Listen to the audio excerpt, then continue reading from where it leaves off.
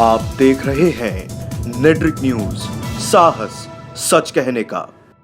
नमस्कार, आप देख रहे हैं नेट्रिक न्यूज और मैं हूं आपके साथ पद्मा श्री शुभम। बयानबाजी एक ऐसी कला है जो मृत मुद्दे को भी जीवित कर देती है।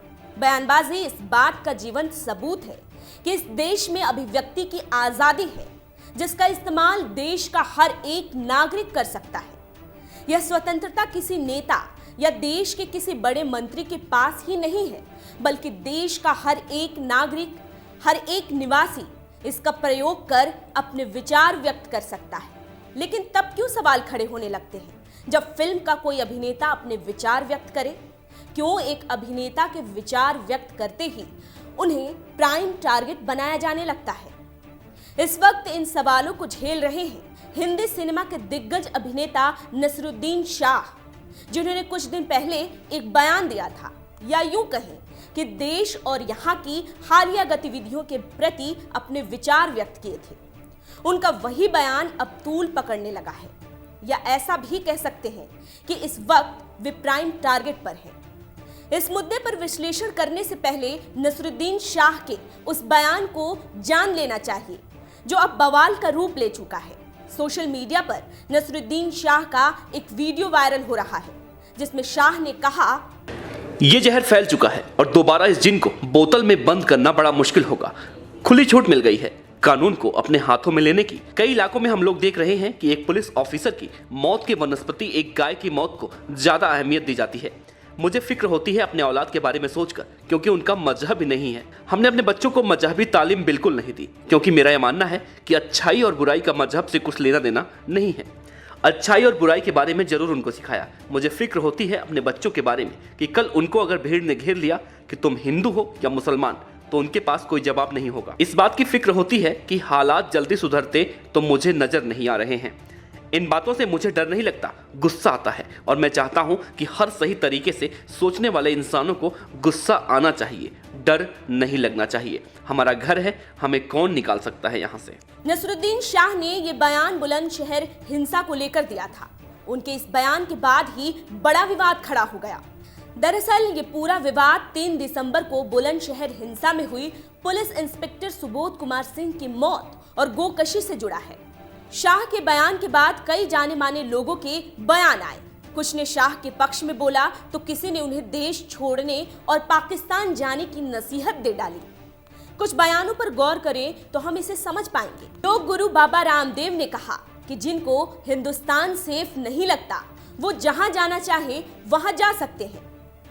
जाने माने एक्टर अनुपम खेर ने कहा कि देश में इतनी आजादी है कि सेना को अपशब्द कहे जा सकते हैं, एयर चीफ की बुराई की जा सकती है, सैनिकों पर पथराव किया जा सकता है। इस देश से और कितनी आजादी चाहिए? उन्हें यानी नसीरुद्दीन शाह जो कहना था वो उन्होंने कह दिया, लेकिन इसका मतलब ये नहीं कि वो सच है। यूपी के उन्नाव से बीजेपी सांसद साक्षी महाराज ने तो बयान की निंदा की और फिर नसीरुद्दीन शाह पर समाज में जहर घोलने का आरोप भी लगा दिया।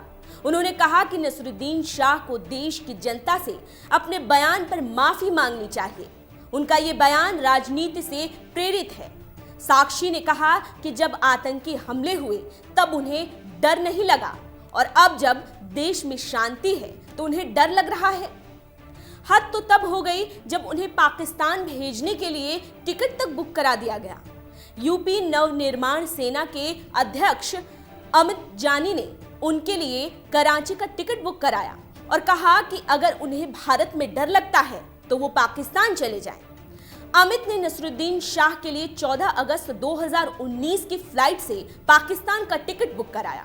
साथ ही ये भी कहा कि नसीरुद्दीन पाकिस्तान के स्वाधीनता दिवस पर निकल जाएं, ताकि 15 अगस्त को देश से एक गद्दार का भार कम हो। इन बयानों और नसीहतों के बाद हम फिर से नसीरुद्दीन शाह के उस बयान को समझने की कोशिश करते हैं कि आखिर उनके मायने क्या हो सकते हैं।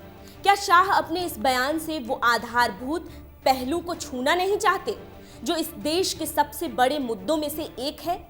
अपने बयान में उन्होंने कानून अपने हाथ में लेने की बात का जिक्र किया है।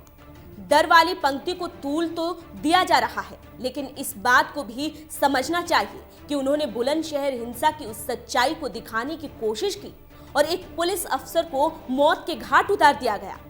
और तो और एक इंसान की मौत की चिंता से ज्यादा गाय की हत्या की चिंता हुई। वहीं अपने इस बयान पर विवाद खड़ा होता देख नसरुद्दीन शाह ने सफाई दी। उन्होंने कहा कि मुझे गद्दार क्यों माना जा रहा है। उन्होंने कहा कि मैंने जो कहा वह पहले एक चिंतित भारतीय था। मैंने इस बार ऐसा क्या कहा कि मुझे गद्दार माना जा रहा है। मैं उस देश के बारे में चिंताओं को व्यक्त कर रहा हूं जिसे मैं प्यार करता हूं, वह देश जो मेरा घर है। यह अपराध कैसे है? उनके इस बयान को लेकर बॉलीवुड एक्टर सुनील शेट्टी ने नसरुद्दीन शाह के बयान का सपोर्ट किया है। उन्होंने कहा कि मुझे नहीं लगता कि कभी भी एक मुसलमान, हिंदू या फिर किसी धर्म का होने के कारण किसी के साथ कुछ होता है। हम एक्टर्स की बात कभी नहीं सुनी जाती। हम लोग सॉफ्ट टारगेट होते हैं। यह एक्टर होने के नाते दुखद है। मुझे लगता है कि नसीर भाई ऐसा ही कुछ कहना चाहते हैं। सोशल मीडिया बहुत ही पावरफुल है, इसलिए यह सब हो रहा है। बॉलीवुड अभिनेता आशुतोष राणा ने भी नसरुद्दीन शाह का बचाव किया है और कहा कि उन्होंने इंसान की हत्या से ज्यादा गाय की हत्या को तरजीह देने की बात कही थी। राणा ने शाह के इस बयान का समर्थन किया। उन्होंने कहा कि ये एक लोकतांत्रिक देश है और यहाँ सभी को अपनी बात रखने का पूरा हक है। अपनी बात रखने पर अगर किसी का सामाजिक ट्रायल किया जाता है तो वो गलत है।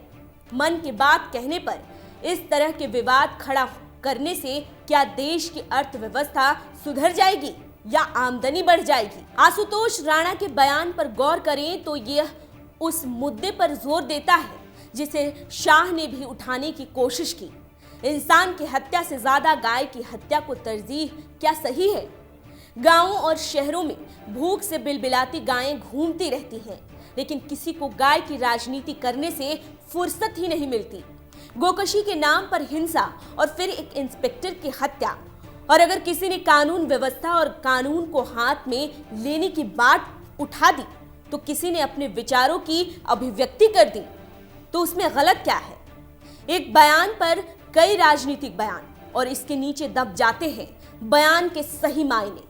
अगर इस प्रक्रिया पर रोक नहीं लगाई गई तो ऐसा भी हो सकता है कि कल आपको भी बोलने और किसी मुद्दे को उठाने का मौका तक न दिया जाए और देश के अलग अलग मुद्दे, परेशानियां आपको परेशान करने लगे।